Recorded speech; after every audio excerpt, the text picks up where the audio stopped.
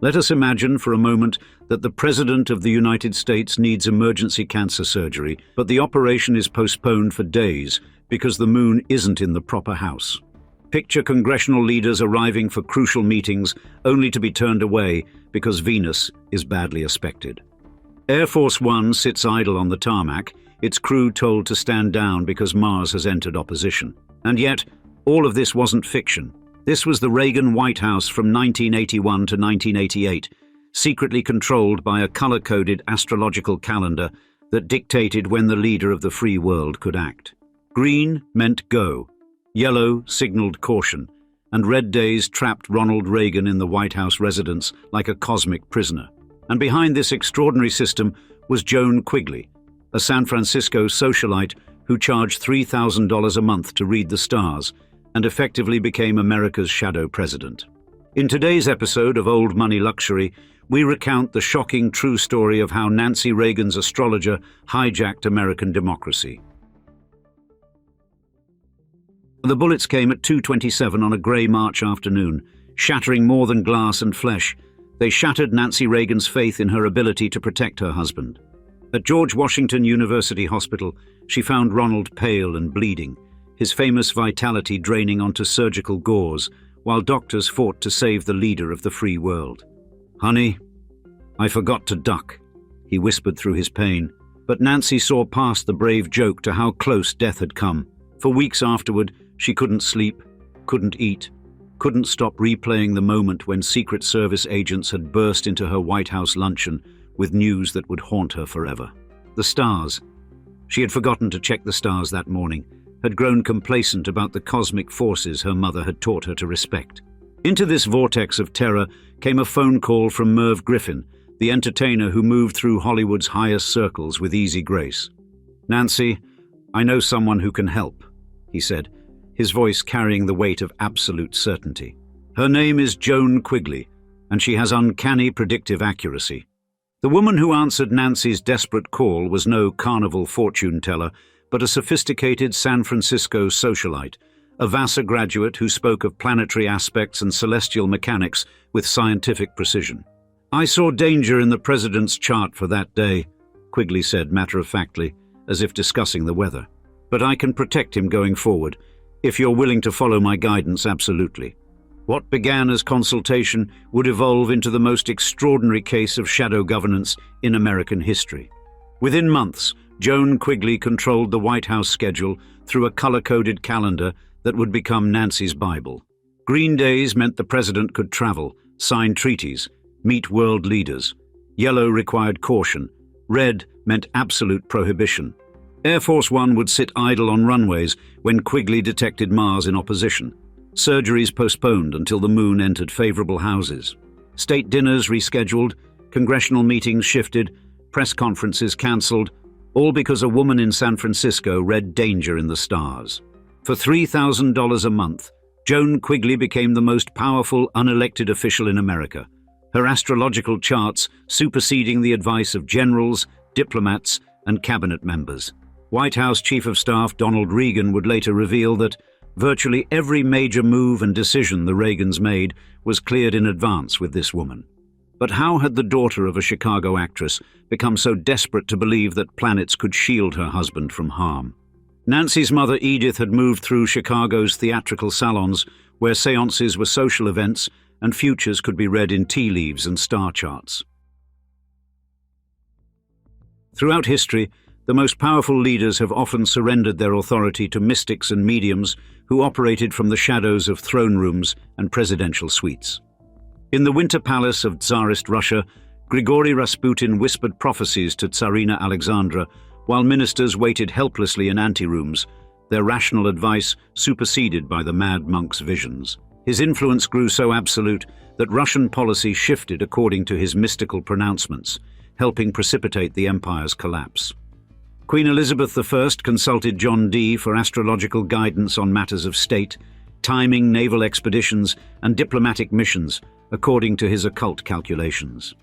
Adolf Hitler's inner circle, particularly Heinrich Himmler, obsessed over astrological charts and mystical rituals, consulting star readers for strategic military decisions. Franklin Roosevelt invited mediums to White House seances, seeking contact with the dead while leading America through depression and war. These shadow advisors shared common traits. They offered certainty in uncertain times, cosmic order amid earthly chaos, and most crucially, the illusion of control over uncontrollable fate. Nancy Davis learned these lessons in her mother's parlors, where Chicago's theatrical elite gathered to discuss spiritualism between rehearsals. Edith Luckett moved through artistic circles where seances were social events and everyone had their personal astrologer on speed dial. Young Nancy absorbed this atmosphere like a sponge, watching her mother consult fortune tellers before auditions and check horoscopes before signing contracts. The glamorous actress taught her daughter that luck wasn't random, but could be courted through proper cosmic alignment. Their apartment, filled with books on numerology, palmistry, and celestial mechanics, required reading for anyone in Edith's orbit. Nancy learned to avoid ladders and black cats, not from rural superstition, but from sophisticated urbanites who saw mysticism as another tool for success. When Nancy met Ronald Reagan on the MGM lot, she brought this worldview into their marriage like a dowry. She scheduled their wedding to avoid Mercury retrograde, furnished their home according to feng shui principles, and kept a private astrologer on retainer. Ronald, the pragmatic Midwesterner, indulged what he saw as harmless feminine whimsy, never imagining these beliefs would one day govern his presidency. As his political star rose through California's governor's mansion toward Washington, Nancy's consultations intensified. She believed cosmic forces had chosen Ronald for greatness, but required constant vigilance to protect him from celestial danger. Staff members in Sacramento noticed mysterious schedule changes, events postponed for no earthly reason, travel plans altered at the last minute. They didn't know Nancy was following the guidance of various psychics and astrologers, testing their accuracy like a general evaluating intelligence sources. The woman who would become First Lady had assembled a network of metaphysical advisors, each offering their own system for reading cosmic signs. By the time they reached the White House, Nancy had developed what insiders called an astrological framework for managing risk. But it took John Hinckley's bullets to transform this framework from preference to obsession, from consultation to absolute dependence on one woman's interpretation of the stars. Joan Quigley's control over the Reagan White House manifested through a deceptively simple tool, a calendar painted in the colors of cosmic permission and prohibition. Each morning, Nancy Reagan would study this chart like a battlefield commander reviewing intelligence reports, searching for safe passage through the minefields of planetary alignment. Green blocks promised presidential success. Sign the tax bill today, meet Gorbachev at this hour, deliver the State of the Union at precisely 9 o'clock. Yellow zones required defensive postures, stay inside, limit exposure, avoid controversial decisions while Mercury wreaked havoc on communication. Red meant absolute prohibition, and Nancy would physically intercept her husband, pressing handwritten notes into his palm. Don't leave the residence, no Air Force One, cancel everything. The secure phone lines Quigley had installed rang constantly, sometimes 8 times a day, when Nancy's anxiety peaked. What about Tuesday? Nancy would ask, her voice tight with fear, planning a simple rose garden ceremony as if navigating a minefield. Quigley would consult her ephemeris tables, calculating the angles between Mars and Saturn, the moon's passage through hostile houses. Absolutely not, she might declare, sending White House schedulers scrambling to invent excuses for another mysterious postponement. Ronald Reagan discovered the full extent of this cosmic control when he became chief of staff and tried to organize a functional presidency. His carefully planned legislative calendar would suddenly explode into chaos because Jupiter had entered retrograde motion millions of miles away. Congressional leaders arrived for crucial meetings only to be turned away because Venus was badly aspected that morning. The president's cancer surgery in July 1985 became a case study in astrological medical management. Doctors recommended immediate removal of the colon polyp, but Nancy insisted on waiting for Quigley's calculations. The moon must be in the proper house, she told bewildered surgeons, who watched their patient's cancer sit untreated for days while his wife consulted San Francisco. When Quigley finally approved, she specified not just the date, but the precise moment for the first incision. The Geneva summit with Gorbachev required even more elaborate celestial choreography. Quigley constructed detailed charts comparing both leaders' astrological compatibility, pronouncing that Gorbachev's Aquarian planets harmonize beautifully with Ronnie's. They'll share a vision. She dictated not just when they should meet, but how Reagan should modulate his evil empire rhetoric based on planetary positions. The success of the summit became proof in Nancy's mind that Quigley's guidance was infallible, deepening her dependence. Air Force One pilots received last-minute flight changes with no explanation beyond Mrs. Reagan's orders. Takeoff times shifted by hours to accommodate astrological windows, forcing complex recalculations of fuel, crew schedules, and international clearances. Secret Service agents worried that such predictable scheduling patterns could compromise security, making presidential movements easier to anticipate.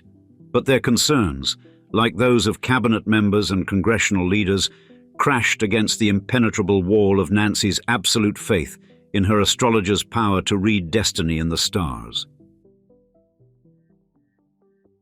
Inside the West Wing, a quiet rebellion brewed as senior staff realized they were taking orders from a voice in San Francisco that most of them had never heard. Ronald Reagan watched his authority as chief of staff crumble beneath the weight of cosmic scheduling that made rational governance impossible. He would plan crucial economic meetings for Monday morning, only to receive word that Monday was red and all presidential activities must cease. "What do I tell the congressional leadership?" he would demand of Nancy's intermediaries, his voice rising with each absurd cancellation. The response never varied. Mrs. Reagan's orders, delivered with the finality of divine decree. Press Secretary Marlin Fitzwater found himself inventing increasingly creative excuses for schedule changes that defied logical explanation. Reporters sensed something strange in the constant shuffling of presidential events, but couldn't penetrate the wall of White House silence. Staff morale plummeted as senior officials felt reduced to puppets, dancing on astrological strings they couldn't see or understand. Reagan began documenting the restrictions in his private diary with growing incredulity and rage. For early 1986 alone, Quigley had declared vast swathes of time cosmically off-limits to presidential action. January held only 8 days when Reagan could safely appear in public. February was worse, with most of the month deemed too dangerous for any activity. The president himself seemed increasingly bewildered by his wife's interventions, asking staff, "What does Nancy's friend say about this?" Behind closed doors, the Reagans' marriage strained under the weight of Nancy's compulsive dependence on astrological guidance. Ronald wanted to maintain his image as a decisive leader, not a puppet of the planets, but Nancy's terror overruled his preferences. "You don't understand," she would tell him, clutching Quigley's latest charts. "She's keeping you alive." The psychological toll on Nancy herself was devastating as she became what observers called an astrological addict. She developed elaborate rituals around Quigley's advice, carrying protective talismans, wearing colors coordinated to planetary positions. Morning consultations stretched into hours as Nancy sought reassurance about every minor detail of the president's day. Her hypervigilance exhausted everyone around her, from Secret Service agents forced to accommodate sudden route changes to social secretaries rebuilding state dinners around Saturn's whims. White House operations descended into what one aide privately called institutionalized insanity, governed by superstition rather than strategy.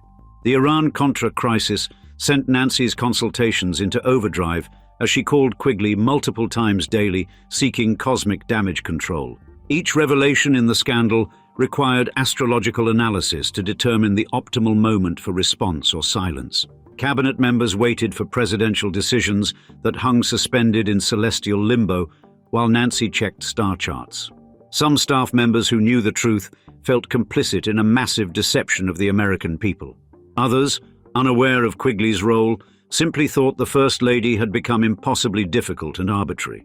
The pressure built toward an inevitable explosion, with Ronald Reagan keeping meticulous notes that would soon detonate like a bomb in the public square. Ronald Reagan's Revenge arrived in bookstores in May 1988, packaged as a memoir but armed like a guided missile aimed at Nancy Reagan's carefully constructed image. For the record, exposed what Time magazine would blast across its cover with a single word: astrology. The revelation that a San Francisco stargazer had secretly controlled the White House schedule for 7 years stunned a nation that prided itself on rational governance. Headlines erupted like fireworks. "Astrologer runs the White House," screamed the New York Post, while late-night comedians feasted on jokes about President Bonzo rising. Nancy's worst nightmare had materialized, not an assassin's bullet, but public humiliation that stripped away her dignity more thoroughly than any physical attack. The religious right, Reagan's most faithful constituency, recoiled in horror at what they viewed as trafficking with the occult. 25,000 signatures from conservative Christians flooded the White House, demanding repudiation of what they called satanic practices. "We thought we elected a Christian president," thundered Reverend Page Patterson of the Southern Baptist Convention, "not a puppet of pagan superstition." The moral majority's Cal Thomas declared it the last straw for a lot of religious people who had overlooked Hollywood values but couldn't stomach cosmic governance. Scientists and policy experts expressed alarm that astronomical bodies had influenced earthly decisions about nuclear weapons and international relations. The Federation of American Scientists issued a statement wondering how someone who believed in astrology could control a science budget of billions. Political rivals sharpened their knives, with Michael Dukakis declaring he hoped America's future would be based on something other than horoscopes. Ronald Reagan attempted damage control at a hastily arranged press conference, insisting, "No policy or decision in my mind has ever been influenced by astrology." But his denial rang hollow against Reagan's specific examples and the testimony of other staff members who confirmed the cosmic chaos. Nancy's response wavered between defiance and defensiveness. "It didn't hurt, and I'm not sorry I did it." In private, she raged against Reagan's betrayal while desperately trying to reach Quigley for astrological advice on managing the crisis. The irony wasn't lost on observers. She needed her astrologer to tell her how to handle the scandal about needing her astrologer. Joan Quigley herself emerged from shadows into harsh spotlight, defending her scientific approach to what she called cosmic counseling. Her bills, hidden through intermediaries and fake consulting contracts, revealed the $3,000 monthly price tag for her planetary protection. The secure phone lines were disconnected, the color-coded calendars destroyed, as the White House tried to contain the damage. Ronald wanted to end all contact with Quigley immediately, but Nancy fiercely resisted, insisting their lives still depended on celestial guidance. This created the most serious marital conflict of their relationship, with Nancy warning that dismissing Quigley would invite disaster. The scandal's reverberations extended far beyond personal embarrassment to fundamental questions about executive power and democratic governance. How many decisions attributed to Reagan's judgment had actually been made by Nancy, filtered through Joan Quigley's interpretation of planetary positions? Which international agreements, military deployments, or domestic policies had been timed to celestial rhythms rather than strategic necessity? Today, Quigley's papers rest in the Hoover Institution, thousands of charts and calculations that once governed the most powerful office on Earth. They stand as symbols of the extraordinary period when American democracy secretly danced to music only the stars could hear. And now, we'd like to see you in the comments. Before this video, were you aware of Joan Quigley's power in the Reagan White House? We look forward to hearing your personal opinions below, so don't be shy and leave us a sentence or two. With that said, thanks for joining us for another episode of Old Money Luxury.